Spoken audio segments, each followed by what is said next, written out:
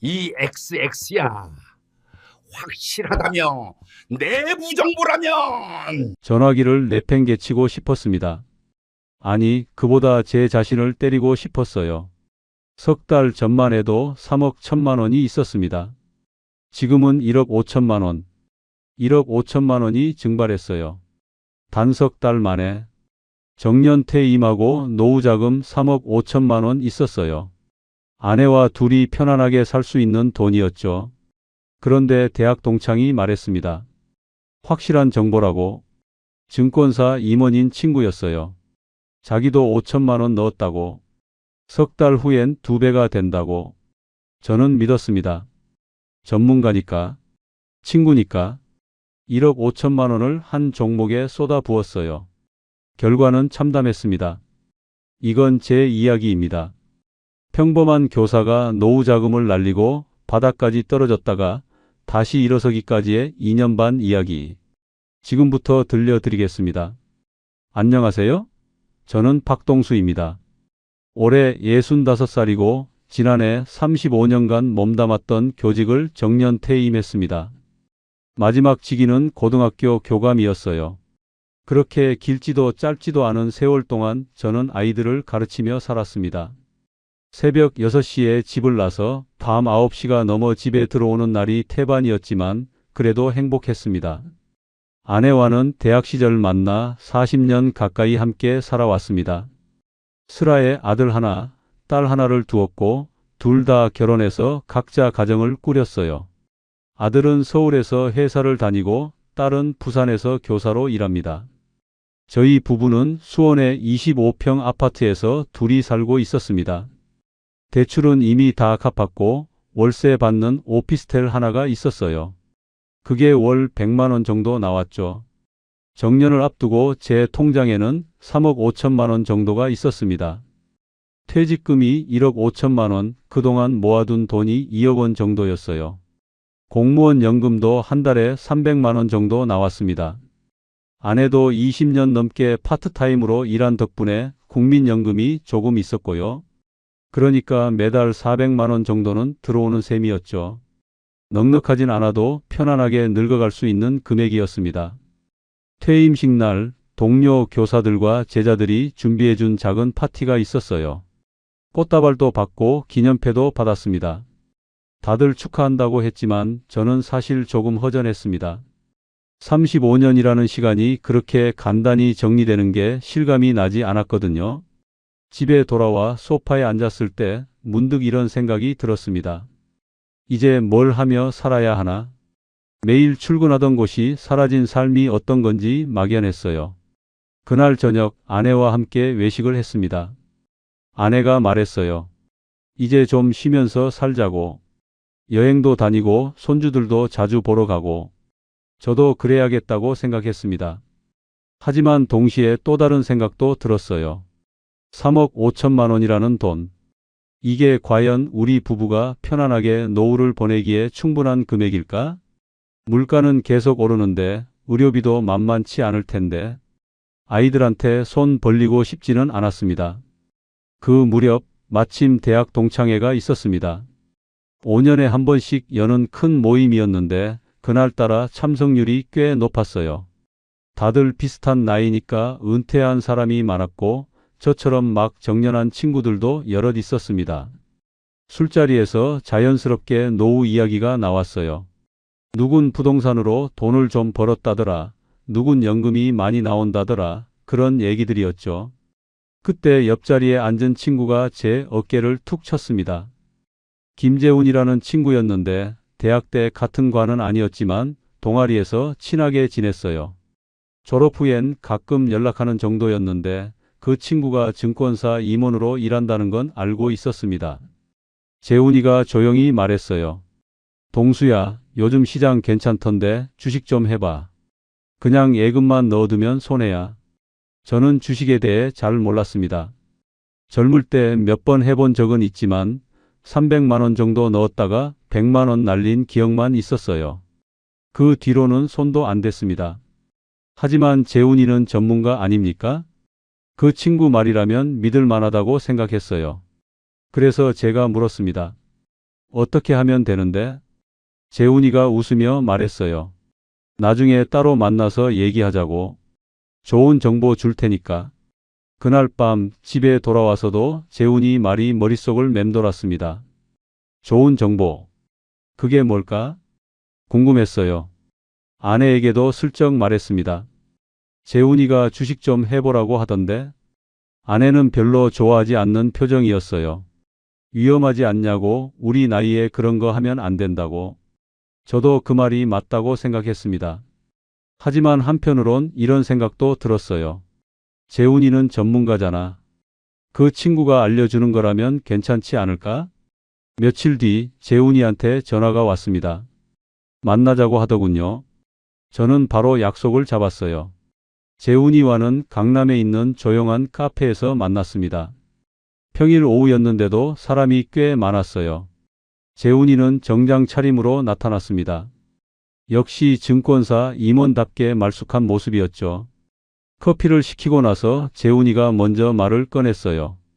동수야, 요즘 시장이 정말 좋아. 특히 바이오 쪽이 뜨거워. 저는 바이오가 뭔지도 제대로 몰랐습니다. 재훈이가 설명해 줬어요. 생명공학 관련 회사들인데 신약 개발하는 곳들이라고. 요즘 정부에서도 지원을 많이 하고 해외에서도 투자가 몰린다고 했습니다. 그 중에서 특히 한 회사가 있는데 곧 임상 결과가 나온다고 했어요. 결과만 좋으면 주가가 두세 배는 오를 거라면서요. 재훈이가 목소리를 낮췄습니다. 동수야, 이건 아무한테나 말 못해. 너니까 얘기하는 건데 이 회사 임상 결과가 아주 좋대. 내부에서 들은 정보야. 확실해. 저는 그 말에 가슴이 두근거렸습니다. 내부 정보라니? 그런 게 정말 있구나 싶었어요. 재훈이가 계속 말했습니다. 지금 넣으면 석 달 안에 2배는 되겠는데? 나도 이미 5천만 원 넣었어. 그 친구가 직접 투자했다는 말에 저는 더 확신이 생겼습니다. 자기 돈을 걸었다는 건 정말 확실하다는 뜻 아니겠습니까?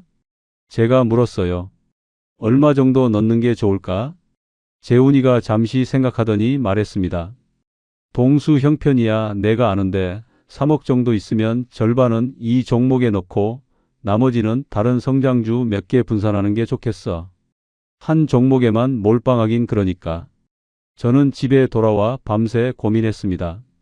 3억 5천만 원 중 절반이면 1억 7,500만 원인데 그건 너무 큰 돈이었어요.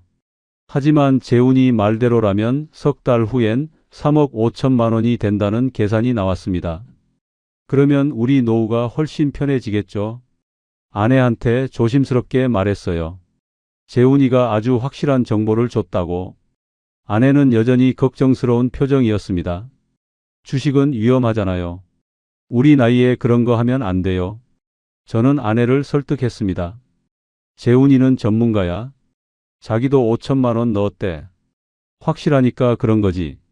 그리고 전부 넣는 게 아니라 반만 넣는 거야. 나머지는 안전하게 분산하고. 아내는 한참을 망설이다가 결국 고개를 끄덕였어요. 당신이 판단한 거면 믿어볼게요. 다음 날 저는 재훈이한테 전화를 걸었습니다. 하겠다고 했죠.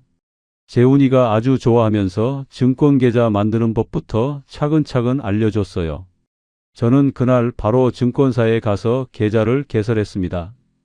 직원이 친절하게 설명해 줬는데 솔직히 절반도 이해가 안 됐어요. 그냥 재훈이가 알려준 대로만 하면 된다고 생각했습니다.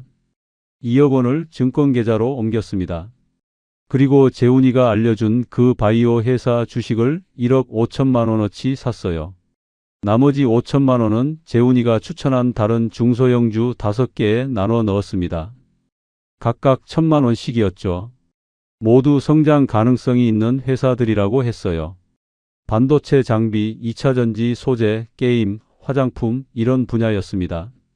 주식을 산 그날 밤 저는 핸드폰 앱으로 제 계좌를 확인했습니다. 숫자들이 빨갛게 표시되고 초록색으로 표시되는 게 신기했어요. 바이오 회사 주식은 그날 2% 올랐습니다. 1억 5천만 원이 1억 5,300만 원이 됐죠. 하루 만에 300만 원이 늘어난 겁니다. 저는 흥분했어요. 이게 주식이구나 싶었습니다. 재훈이한테 문자를 보냈습니다. 고맙다고, 벌써 300만 원 올랐다고. 재훈이가 답장을 보냈어요. 이제 시작이야, 형. 석 달만 기다려봐. 저는 그날 밤 잠이 잘 안 왔습니다. 설레는 마음 때문이었어요. 머릿속으론 이미 계산을 하고 있었죠. 2억이 4억이 되면 아내랑 여행도 가고 손주들한테 용돈도 넉넉히 주고 아들딸한테도 조금씩 보탤 수 있겠구나. 다음 날부터 저는 매일 아침 일어나자마자 핸드폰을 켰습니다. 주식시장이 몇 시에 열리는지도 알게 됐고 장중에는 수시로 앱을 확인했어요. 주가가 오르면 기분이 좋았고 내리면 불안했습니다. 하지만 재훈이가 확실하다고 했으니 믿어야죠. 저는 그렇게 스스로를 다독였어요. 일주일이 지났을 때 바이오 회사 주식은 7% 올랐습니다. 1억 5천만 원이 1억 6천만 원이 됐어요. 다른 종목들도 대체로 올랐습니다. 5천만 원이 5,400만 원 정도 됐죠. 전체적으로 900만 원이 늘어난 셈이었어요. 저는 아내한테 자랑했습니다. 봐, 벌써 1,000만 원 가까이 올랐어. 재훈이 말이 맞지. 아내도 조금 안심하는 표정이었어요. 한 달이 지났을 때 2억 원은 2억 4천만 원이 됐습니다. 4천만 원이 늘어난 거죠. 저는 매일 아침이 즐거웠어요. 이런 게 돈이 돈을 버는 거구나 싶었습니다. 교사 월급 받을 때는 한 달에 300만 원씩 모으기도 힘들었는데 이젠 가만히 앉아서 4천만 원이 생겼잖아요. 재훈이한테 고맙다는 전화를 또 했습니다. 재훈이가 웃으면서 말했어요. 아직 멀었어, 형. 진짜는 임상 결과 나올 때야. 저는 그 말을 믿고 또 기다렸습니다. 2달째 접어들었을 때 제 계좌는 계속 불어났습니다. 바이오 회사 주식은 15%가 올라 1억 7,250만 원이 됐고 다른 종목들도 평균 8% 정도 상승했어요. 5천만 원이 5,400만 원 정도 됐죠. 합치면 2억 2,650만 원이었습니다. 원금 2억 원에서 2,650만 원이 늘어난 겁니다. 13% 수익률이었어요. 저는 매일 아침 눈을 뜨면 가장 먼저 핸드폰을 켰습니다. 장이 열리는 9시가 기다려졌고 장 중에도 수시로 확인했어요. 점심 먹을 때도 산책할 때도 심지어 화장실에서도 들여다봤습니다. 아내가 걱정했어요. 너무 자주 보지 말라고, 그러다 스트레스 받는다고. 하지만 저는 스트레스가 아니라 즐거움이었어요.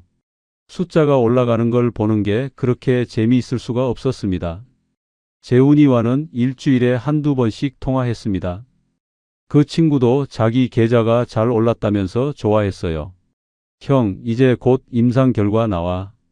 3월 말쯤이면 발표될 거야. 그때 주가 확 뛸 거니까 그때까지 절대 팔지 마. 저는 당연하죠 하고 대답했습니다. 팔 생각 자체가 없었어요. 오히려 더 사고 싶은 마음이었죠. 그 무렵 대학 동창들 단체 채팅방이 활발해졌습니다. 다들 주식 얘기를 하더군요. 누구는 전기차 관련주로 돈 벌었다. 누구는 삼성전자로 안정적으로 간다. 그런 얘기들이었어요. 저도 슬쩍 말했습니다. 저도 요즘 좀 하는데 괜찮네요. 그러자 몇몇 친구들이 관심을 보였어요. 동수 형은 뭐 샀어요? 저는 구체적으로 말 안 했습니다. 재훈이가 아무한테나 말하지 말라고 했거든요. 석 달째로 접어들 무렵이었습니다. 바이오 회사 주식이 갑자기 확 올랐어요. 하루에 10%, 이틀째도 8%, 사흘째도 6%. 연속으로 상한가에 가까운 상승이었습니다. 1억 5천만 원이 1억 9천만 원을 넘어섰어요. 저는 흥분을 감출 수가 없었습니다. 재훈이한테 전화를 걸었죠. 왜 이렇게 올라요? 재훈이가 웃으면서 말했어요. 임상 결과 소문이 돌고 있어. 곧 공식 발표 나올 거야. 그날 밤 저는 아내한테 말했습니다. 여보, 우리 이번에 정말 잘 됐어. 벌써 9천만 원 올랐어요. 2억이 2억 9천만 원 됐다고. 아내도 놀라더군요. 그렇게 빨리 오르는 거예요. 저는 자신 있게 말했습니다. 재훈이가 확실한 정보 준 거니까요. 곧 3억 될 거예요. 그럼 우리 유럽 여행 한번 가봅시다. 아내가 수줍게 웃었어요. 오랜만에 보는 환한 미소였습니다. 다음 날도 주가는 올랐습니다. 그 다음 날도 올랐어요. 1억 9천만 원이 2억 1천만 원이 됐습니다. 다른 종목들도 함께 올라서 전체 계좌는 3억 1천만 원을 찍었어요. 원금 2억에서 1억 1천만 원이 늘어난 겁니다. 55% 수익률이었죠. 석 달 만에요. 저는 믿기지 않았습니다. 이게 정말 내 계좌 맞나 싶었어요. 재훈이가 문자를 보냈습니다. 형, 다음 주 화요일에 공식 발표 나와. 그날장 열리면 바로 상한가 칠 거야. 그때까지 절대 팔지 마. 저는 당연하다고 답장했어요. 팔 이유가 없었습니다. 오히려 나머지 1억 5천만 원도 더 넣고 싶었지만 아내가 말렸어요. 그건 우리 마지막 돈이잖아요. 그건 건드리지 맙시다. 저도 그 말이 맞다고 생각했습니다. 욕심 부리지 말자고 스스로 다짐했어요. 주말 내내 저는 들떠 있었습니다. 월요일 장이 열리길 기다렸고 화요일 발표를 손꼽아 기다렸어요. 아들한테 전화를 걸었습니다. 아들아, 아빠가 요즘 투자를 좀 하는데 잘 되고 있어. 곧 좋은 소식 있을 거야. 아들이 조심하라고 했어요. 주식은 위험하다고. 저는 괜찮다고 아빠가 잘 알아보고 한 거라고 했습니다. 딸한테도 비슷한 얘기를 했죠. 월요일이 됐습니다. 장이 열렸고 바이오 회사 주식은 또 올랐어요. 3% 정도. 2억 1천만 원이 2억 1,600만 원이 됐습니다. 다른 사람들도 눈치챈 건지 거래량이 엄청나게 늘었어요. 저는 재훈이한테 물었습니다. 내일 발표 나오면 정말 상한가 가요. 재훈이가 확신에 찬 목소리로 말했어요. 당연하지. 형, 내일 아침 일찍 앱 켜봐. 깜짝 놀랄 거야. 그날 밤 저는 설레서 잠을 설쳤습니다. 2억 1,600만 원이 상한가 30% 오르면 2억 7천만 원이 넘습니다. 거기다 다른 종목까지 합치면 3억 5천만 원은 될 거예요. 원금의 거의 2배였습니다. 석 달 만에요. 저는 이불을 뒤집어 쓰고 웃음을 참았습니다. 이렇게 쉽게 돈을 벌 수 있다니. 재훈이한테 정말 고맙다고 생각했어요. 화요일 아침이 밝았습니다. 저는 새벽 6시에 눈을 떴어요. 장이 열리려면 아직 3시간이나 남았지만 기다릴 수가 없었습니다. 뉴스를 검색했어요. 그 바이오 회사 이름을 쳤습니다. 그런데 이상했어요. 기사가 하나도 안 나왔습니다. 발표가 오늘 맞는데? 저는 재훈이한테 전화를 걸었어요. 아직 새벽이라 안 봤더군요. 문자를 보냈습니다. 형, 기사가 안 나오는데요? 8시가 넘어서야 재훈이한테 전화가 왔습니다. 목소리가 평소와 달랐어요. 동수야, 지금 뉴스 봤어. 저는 무슨 뉴스냐고 물었습니다. 재훈이가 한숨을 쉬며 말했어요. 임상이 실패했대. 저는 귀를 의심했습니다. 뭐라고요? 재훈이가 다시 말했어요. 임상 3상에서 효과가 없었대. 방금 공시 떴어. 제 손에서 핸드폰이 떨어질 뻔했습니다. 첫 번째 균열장이 열리자마자 주가는 폭락했습니다. 하한가였어요. 30%가 한 번에 내려앉았습니다. 2억 1,600만 원이 1억 5,120만 원이 됐죠. 저는 멍하니 화면을 바라봤습니다. 숫자들이 빨갛게 변해 있었어요. 마이너스 30%, 6,480만 원 손실. 단 하루 만에요. 재훈이한테 다시 전화를 걸었습니다. 형, 이거 어떡하죠? 팔아야 하나요? 재훈이가 말했어요. 아니야, 지금 팔면 안 돼. 이런 건 일시적이야. 시장이 과민 반응하는 거라고. 조금 있으면 다시 오를 거야. 저는 그 말을 믿고 싶었습니다. 하지만 주가는 계속 떨어졌어요. 하한가로 매도 주문이 쌓여 있었고 거래가 안 됐습니다. 팔고 싶어도 팔 수가 없는 상황이었죠. 다음 날도 하한가였습니다. 1억 5,120만 원이 1억 584만 원이 됐어요. 이틀 만에 1억 1천만 원이 증발한 겁니다. 저는 패닉에 빠졌습니다. 아내한테 말할 수가 없었어요. 어떻게 말해야 할지 모르겠더군요. 그냥 괜찮다고 곧 회복될 거라고 혼자 중얼거렸습니다. 재훈이는 연락이 뜸해졌습니다. 전화를 걸어도 잘 안 받았어요. 문자를 보내면 한참 뒤에 짧게 답장이 왔습니다. 나도 손실 봤어. 미안해. 그게 끝이었습니다. 저는 허탈했어요. 확실한 정보라며, 내부에서 들었다며, 자기도 5천만 원 넣었다며, 그 말들이 모두 거짓이었나 싶었습니다. 사흘째 되는 날 주가는 조금 반등했습니다. 5% 올랐어요. 1억 584만 원이 1억 1113만 원이 됐습니다. 저는 이때다 싶어서 전부 팔았어요. 더 이상은 못 보겠더군요. 매일 몇백만 원씩 증발하는 걸 지켜보는 게 고문 같았습니다. 1억 5천만 원이 1억 1113만 원이 됐으니 3,887만 원 손실이었습니다. 다른 종목들도 문제였습니다. 바이오 주가 폭락하면서 시장 전체가 흔들렸어요. 특히 중소형주들이 타격을 받았습니다. 제가 가진 5개 종목도 평균 15% 정도 빠졌어요. 5,400만 원이 4,590만 원이 됐습니다. 810만 원 손실이었죠. 합치면 1억 5,703만 원이었습니다. 원금 2억 원에서 4,247만 원이 날아간 겁니다. 석 달 전만 해도 3억 1천만 원까지 올랐었는데 1억 1,247만 원이 사라진 거죠. 저는 현실감이 없었어요. 이게 꿈이길 바랐습니다. 아내한테 더 이상 숨길 수가 없었습니다. 그날 저녁 식사 후에 조심스럽게 말했어요. 여보, 주식이 좀 안 좋아졌어요. 아내가 물었습니다. 얼마나요? 저는 목이 메어서 한참을 말을 못했어요. 겨우 입을 열었습니다. 4천만 원 정도요. 아내가 놀라서 물었어요. 4천만 원이요? 손실이요? 저는 고개를 끄덕였습니다. 아내는 한동안 말이 없었습니다. 그러다 조용히 물었어요. 재훈 씨가 확실하다고 했다면서요. 저는 대답할 수가 없었습니다. 아내가 한숨을 쉬었어요. 그럴 줄 알았어요. 주식은 원래 그런 거예요. 저는 미안하다고 말했습니다. 아내는 고개를 저었어요. 이미 일어난 일인데 어쩌겠어요. 그래도 1억 6천만 원은 남았잖아요. 그날 밤 저는 잠을 이룰 수가 없었습니다. 천장을 바라보며 계속 생각했어요. 왜 그랬을까? 왜 재훈이 말을 그렇게 믿었을까?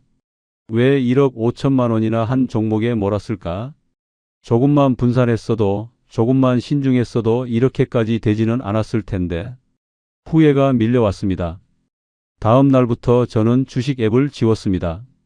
더 이상 보고 싶지 않았어요. 하지만 머릿속에선 계속 숫자가 맴돌았습니다. 4천만 원. 교사로 일할 때 1년 연봉이 6천만 원 정도였는데 그중 3분의 1을 석 달 만에 날린 겁니다. 아끼고 아껴서 35년 동안 모은 돈인데 재훈이한테 마지막으로 전화를 걸었습니다. 형, 어떻게 된 거예요? 확실하다고 했잖아요. 재훈이가 미안하다고 했어요. 나도 몰랐어, 동수야. 나도 손실 컸어. 정말 미안해. 저는 화가 났습니다. 형이 전문가잖아요. 내부 정보라고 했잖아요. 재훈이가 말했어요. 동수야, 주식에 확실한 건 없어. 나도 잘못 봤어. 정말 미안하다고밖에 할 말이 없네. 전화를 끊고 나서 저는 한참을 멍하니 앉아 있었습니다. 확실한 건 없다. 그 말이 귓가에 맴돌았어요. 그럼 처음부터 왜 확실하다고 한 거죠? 왜 1억 5천만 원을 넣으라고 한 거죠? 저는 재훈이한테 배신감을 느꼈습니다. 동시에 제 자신한테도 화가 났어요. 왜 그렇게 쉽게 믿었을까? 남은 1억 5,703만 원을 어떻게 할지 고민했습니다. 계좌에 그대로 두자니 불안했고 그렇다고 더 투자할 용기도 없었어요. 결국 전부 현금으로 빼서 은행 예금에 넣었습니다. 1억 5천만 원짜리 정기예금. 금리가 4%였으니 1년에 600만 원 정도 이자가 나오는 셈이었죠. 아내와 앉아서 계산을 해봤습니다. 공무원 연금 300만 원, 아내 국민연금 50만 원, 월세 100만 원, 예금 이자 한 달에 50만 원. 합치면 500만 원이었어요. 생활비로 350만 원 정도 쓴다면 한 달에 150만 원은 남습니다. 1년에 1,800만 원. 나쁘지 않은 숫자였어요. 그런데 왜 이렇게 허전할까요? 석 달 전만 해도 3억 1천만 원이 있었습니다. 지금은 1억 5천만 원이에요. 1억 5천만 원이 사라졌습니다. 저는 매일 그 생각만 했어요. 석 달이 지났습니다. 여름이 왔고 날씨는 더워졌지만 제 마음은 계속 겨울이었어요. 아침에 눈을 뜨면 가장 먼저 떠오르는 게 그 숫자였습니다. 1억 5천만 원. 사라진 돈. 돌이킬 수 없는 실수. 저는 점점 무기력해졌어요. 아내는 더 이상 주식 얘기를 꺼내지 않았습니다. 하지만 저는 알 수 있었어요. 아내도 힘들어 한다는 걸. 가끔 한숨을 쉬는 소리가 들렸고 예전만큼 밝게 웃지 않았습니다. 제 잘못이었죠. 아내 말을 들었어야 했는데 위험하다고 했잖아요. 저는 자책감에 시달렸습니다. 아들이 전화를 걸어왔습니다. 아빠, 요즘 어떠세요? 저는 괜찮다고 대답했어요. 아들이 조심스럽게 물었습니다. 투자는 어떻게 됐어요? 그때 잘 되고 있다고 하셨잖아요. 저는 말문이 막혔습니다. 한참을 망설이다가 사실대로 말했어요. 실패했어. 좀 많이 잃었어. 아들이 놀라서 물었습니다. 얼마나요? 저는 대충 얼버무렸습니다. 그냥 좀. 괜찮아. 딸한테도 비슷한 전화가 왔습니다. 딸은 더 직설적이었어요. 아빠, 주식 손실 봤다면서요. 오빠한테 들었어요. 얼마나 잃으셨어요? 저는 대답하기 싫었지만 결국 말했습니다. 4천만 원 정도. 딸이 한숨을 쉬었어요. 아빠, 왜 그러셨어요? 우리 나이에 그런 거 하시면 안 되는 거 아시잖아요. 저는 아빠도 안다고 실수했다고 말했습니다. 아이들이 걱정하는 게 느껴졌습니다. 며칠 후 아들이 100만 원을 송금했어요. 문자가 왔습니다. 아빠, 조금이지만 보태세요. 저는 거절하고 싶었지만 아들 마음을 생각해서 받았습니다. 딸도 50만 원을 보냈어요. 아빠, 필요하시면 언제든 말씀하세요. 저는 눈물이 날 것 같았습니다. 부모가 자식한테 돈을 받다니. 그 돈을 다시 아이들한테 돌려보냈습니다. 고맙지만 아빠는 괜찮다고 연금도 있고 예금도 있으니 걱정하지 말라고 했어요. 아이들은 더 이상 보내지 않았지만 전화할 때마다 조심스러워하는 게 느껴졌습니다. 제가 아이들한테 걱정을 끼쳤구나 싶었어요. 여름이 깊어갈 무렵 집에 있는 게 답답해서 밖으로 나갔습니다. 도서관에 가서 책을 읽으려고 했지만 집중이 안 됐어요. 공원을 산책했지만 발걸음이 무거웠습니다. 옛날 학교 동료들을 만났지만 즐겁지 않았어요. 다들 제 표정이 안 좋다고 걱정했습니다. 무슨 일 있냐고 물었지만 말할 수 없었어요. 어느 날 재훈이한테 연락이 왔습니다. 동수야, 식사 한번 하자. 저는 거절하려다가 결국 만나기로 했어요. 궁금했습니다. 그 친구는 어떻게 지내는지, 후회는 하는지. 재훈이를 만났을 때 그 친구는 여전히 말끔한 모습이었어요. 하지만 얼굴에 피곤함이 역력했습니다. 재훈이가 먼저 사과했습니다. 동수야, 정말 미안해. 내가 잘못 봤어. 나도 3천만 원 날렸어. 저는 3천만 원이라는 말에 씁쓸했습니다.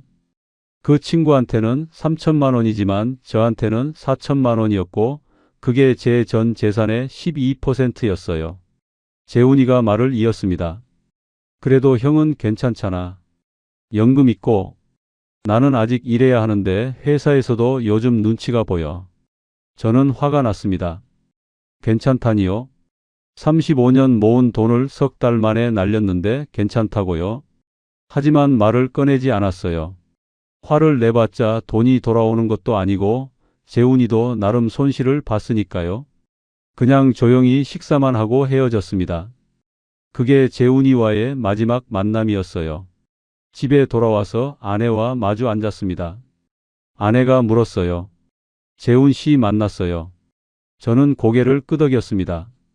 아내가 말했어요. 이제 그만 잊어요. 계속 붙잡고 있으면 당신만 힘들어요. 저는 알아요 하고 대답했지만 사실 잊을 수가 없었습니다. 매일 밤 꿈에 나왔어요. 빨간 숫자들이 떨어지는 꿈, 계좌가 비는 꿈. 가을이 왔습니다. 날씨가 선선해졌지만 제 마음은 여전히 무거웠어요. 어느 날 은행에서 연락이 왔습니다. 예금이 만기됐다고. 갱신하겠냐고 물었습니다.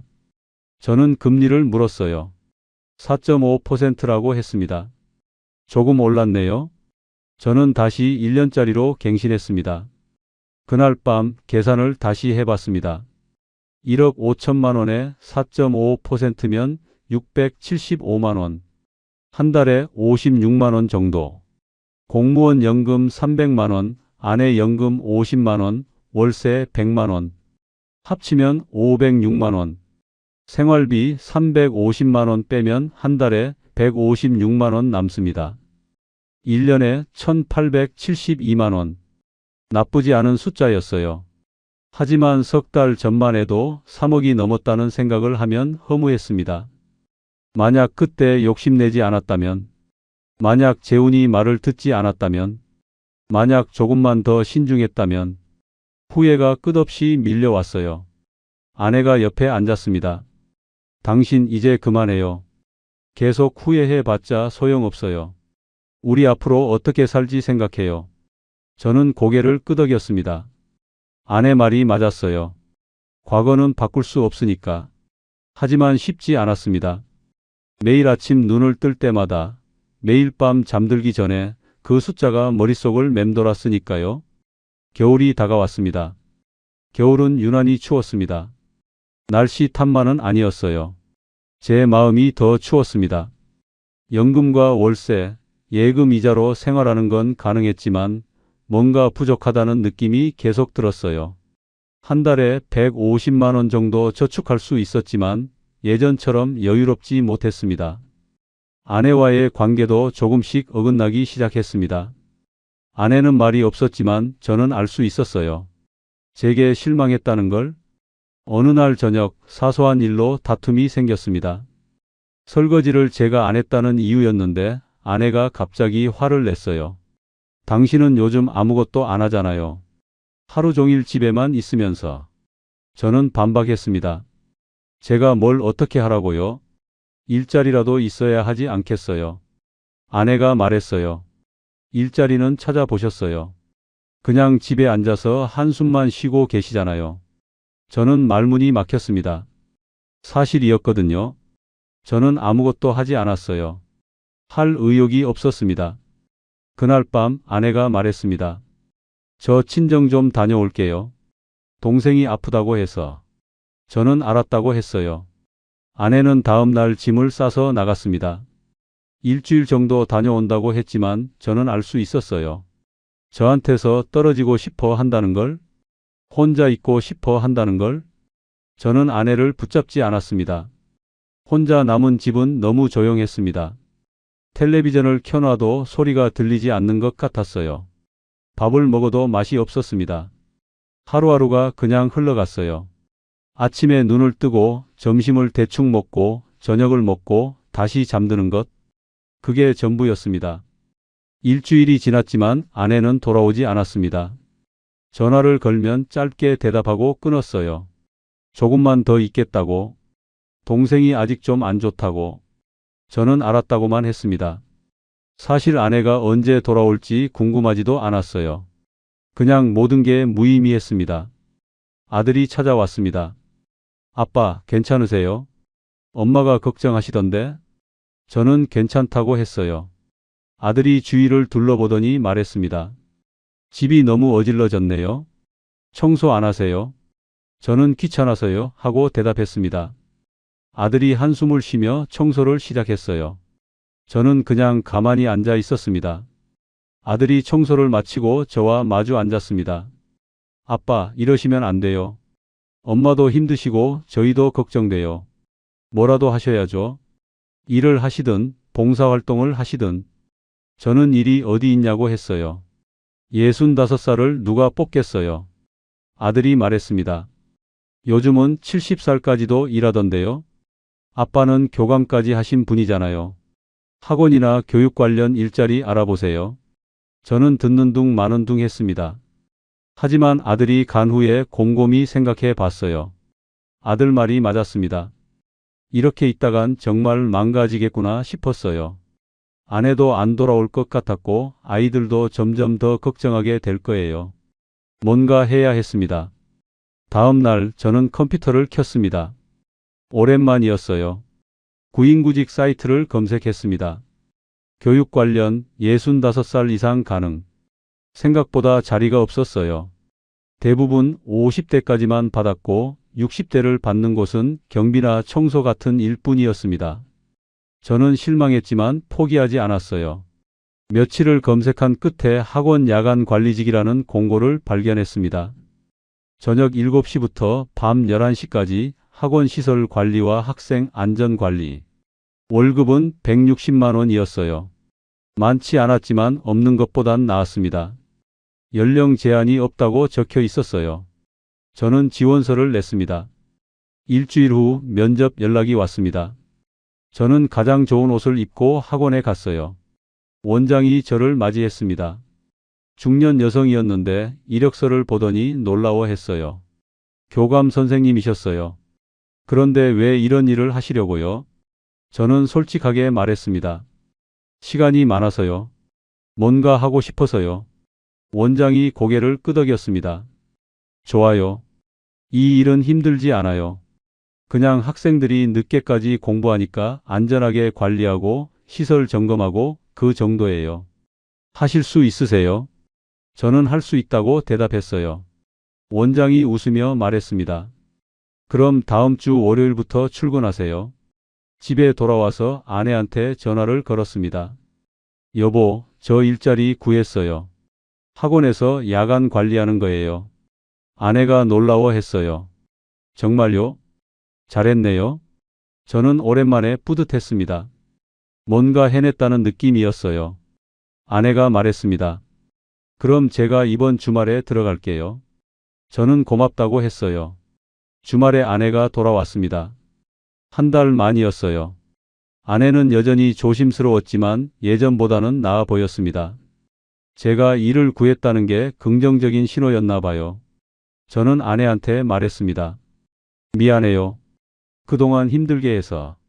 앞으로는 잘할게요. 아내가 고개를 끄덕였어요. 천천히 해요. 우리 나이에 뭐 그렇게 급해요. 월요일 첫 출근이었습니다. 저녁 7시에 학원에 도착했어요. 원장이 업무를 설명해 줬습니다.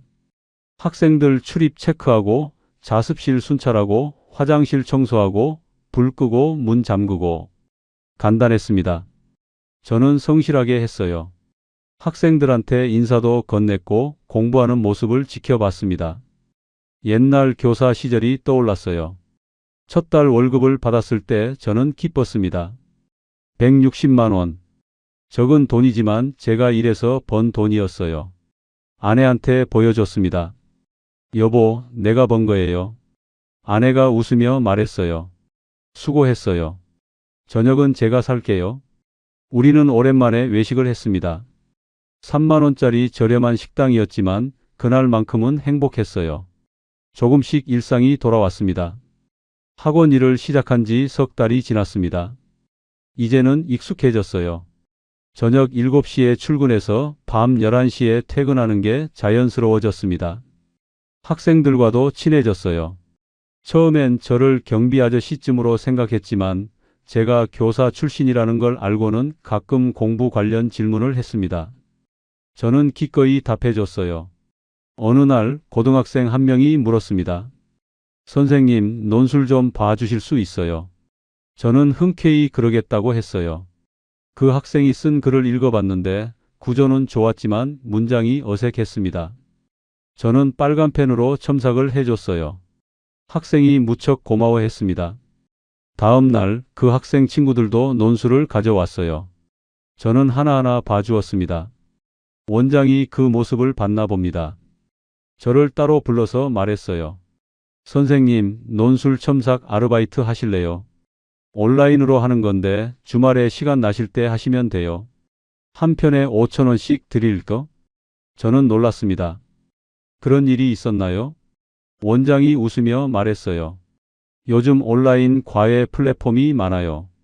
거기 등록하면 되는데 선생님 경력이면 충분히 하실 수 있어요. 집에 돌아와 알아봤습니다. 정말 그런 플랫폼이 여럿 있었어요. 논술 첨삭, 영어 첨삭, 수학 문제 풀이 같은 걸 온라인으로 해주는 거였습니다. 저는 논술 첨삭에 등록했어요. 경력을 적고 샘플을 올렸습니다. 이틀 후 첫 주문이 들어왔어요. 고등학교 3학년 학생의 대학 입시 논술이었습니다. 저는 정성껏 첨삭했습니다. 단순히 틀린 곳만 고치는 게 아니라 논리 구조를 어떻게 개선할지, 어떤 표현이 더 적절한지 자세히 설명했어요. 학생이 만족해하며 좋은 리뷰를 남겼습니다. 그 뒤로 주문이 계속 들어왔어요. 주말마다 5에서 10편 정도를 첨삭했습니다. 한 편에 5,000원이니까 한 달에 60만 원에서 80만 원 정도 수입이 생겼죠. 아내한테 말했습니다. 여보, 제가 부업을 시작했어요. 온라인으로 논술 첨삭해 주는 거예요. 한 달에 70만 원 정도 될 것 같아요. 아내가 놀라워했어요. 대단하시네요. 그럼 학원 월급이랑 합치면 230만 원이네요. 저는 고개를 끄덕였습니다. 거기다 공무원 연금 300만 원, 아내 연금 50만 원, 월세 100만 원이면 총 680만 원이었어요. 생활비 350만 원을 빼면 한 달에 330만 원이 남습니다.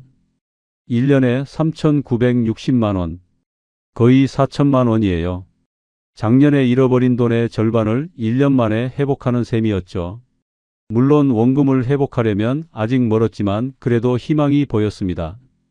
봄이 왔습니다. 날씨가 따뜻해지자 마음도 조금씩 풀렸어요. 저는 아내한테 제안했습니다. 여보, 우리 여행 갈까요? 그렇게 비싼 데 말고 가까운 데로. 아내가 웃으며 고개를 끄덕였어요. 좋아요. 경주 어때요? 저는 좋다고 했습니다. 우리는 이틀 일정으로 경주를 다녀왔어요.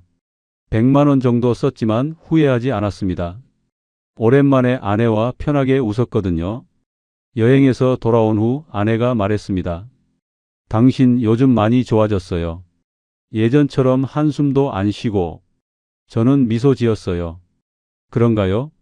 사실 저도 느꼈습니다. 예전처럼 숫자에 집착하지 않게 됐고 매일 밤 후회하지도 않게 됐어요. 물론 가끔은 생각나지만 이제는 받아들일 수 있었습니다. 그게 제 실수였고 이미 지나간 일이라고. 여름이 왔습니다. 학원은 여름방학 특강으로 바빠졌어요. 저도 일이 좀 늘었지만 싫지 않았습니다. 오히려 보람찼어요. 학생들이 저한테 고마워하는 모습을 볼 때마다 뿌듯했습니다. 논술 첨삭도 인기가 많아져서 한 달에 100만 원 가까이 벌었어요. 그달은 총 700만 원 정도 수입이 생겼습니다. 아들이 전화를 걸어왔습니다. 아빠, 요즘 어떠세요? 저는 좋다고 대답했어요. 일도 하고 부업도 하고 바쁘게 지내고 있다고. 아들이 기뻐하며 말했습니다. 다행이에요. 목소리가 밝아지셨어요. 저도 안심이에요. 저는 아들한테 고맙다고 했습니다. 작년에 걱정 많이 끼쳐서 미안하다고. 아들이 웃으며 말했어요. 괜찮아요, 아빠. 이제 잘 되고 있잖아요. 가을이 왔습니다. 1년이 지났어요. 작년 이맘때는 주식으로 돈을 잃고 절망했었는데 이제는 일상을 되찾았습니다. 통장에는 3,500만 원 정도 모였어요. 작년에 잃은 4천만 원에는 못 미치지만 그래도 의미 있는 숫자였습니다. 제가 일해서 번 돈이었으니까요. 원장이 저를 불렀습니다. 선생님, 내년에 급여 인상할게요. 160만 원에서 180만 원으로요. 학생들이 선생님 좋아하거든요. 부모님들도 만족해 하시고. 저는 고맙다고 했어요. 원장이 덧붙였습니다.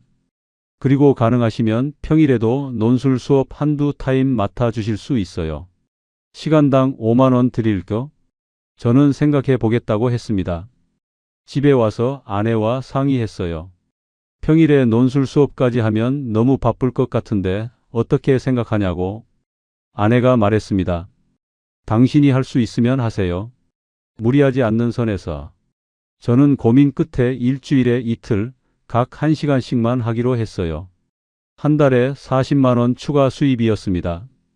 그렇게 또 석 달이 지났습니다. 겨울이 다시 왔어요. 통장에는 5천만 원이 넘게 모였습니다. 작년 이맘때보다 훨씬 마음이 편했어요. 아내와 저녁을 먹으며 이야기했습니다. 내년에는 뭐 하고 싶냐고. 아내가 말했어요. 그냥 이렇게 평범하게 사는 게 좋아요. 건강하게. 저는 동감했습니다. 평범한 게 제일 좋은 거더라고요. 크리스마스 때 아이들이 손주들을 데리고 왔습니다. 오랜만에 온 가족이 모였어요. 손주들이 할아버지 할머니 하며 안겼습니다. 저는 용돈을 줬어요. 각각 10만 원씩. 작년에는 엄두도 못 냈던 금액이었죠. 아들과 딸도 선물을 줬습니다. 저는 행복했어요. 가족이 함께 있다는 것, 그게 가장 소중하다는 걸 깨달았습니다. 그날 밤 혼자 앉아서 생각했습니다. 지난 2년을 돌아보며 돈을 잃고 절망하고 다시 일어서고 쉽지 않은 시간이었지만 동시에 배운 것도 많았어요. 돈이 전부가 아니라는 것, 가족이 얼마나 소중한지, 평범한 일상이 얼마나 감사한지, 그리고 무엇보다 다시 시작할 수 있다는 것. 저는 이제 67살입니다. 늙었지만 아직 할 수 있는 게 많아요. 그 일이 있은 지 2년 반이 지났어요. 저는 여전히 학원에서 일합니다. 온라인 논술 첨삭도 계속하고 있어요. 평일 논술 수업도 주 2회 하고 있습니다. 바쁘지만 충실한 나날들이에요. 한 달 수입은 공무원 연금 포함해서 700만 원 정도 됩니다. 생활비 빼고 350만 원 정도 저축하고 있어요. 통장에는 7,500만 원이 모였습니다. 2년 반 동안 모은 돈이죠. 작년에 잃은 4천만 원은 아직 다 회복 못했지만 그래도 괜찮습니다. 예금 1억 5천만 원까지 합치면 2억 2,500만 원이에요. 우리 부부가 편안하게 살기에 충분한 금액입니다. 아내와의 관계도 많이 좋아졌어요. 요즘은 주말마다 함께 산책을 갑니다. 가끔 영화도 보러 가고 전시회도 다녀요. 소소한 일상이지만 행복합니다. 아내가 말했어요.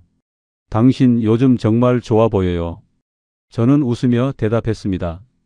당신 덕분이에요. 아이들도 이제 안심하는 것 같아요. 손주들을 자주 데리고 옵니다.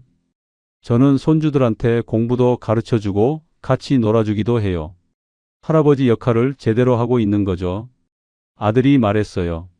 아빠, 그때는 정말 걱정했는데 이렇게 잘 회복하셔서 다행이에요.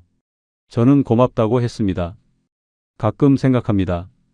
만약 그때 주식을 안 했더라면 어땠을까? 4천만 원을 잃지 않았더라면 지금쯤 2억 4천만 원이 있었겠죠. 하지만 저는 이제 후회하지 않아요. 그 경험이 없었다면 지금의 제가 없었을 테니까요. 일할 생각도 안 했을 거고 돈의 소중함도 몰랐을 거예요.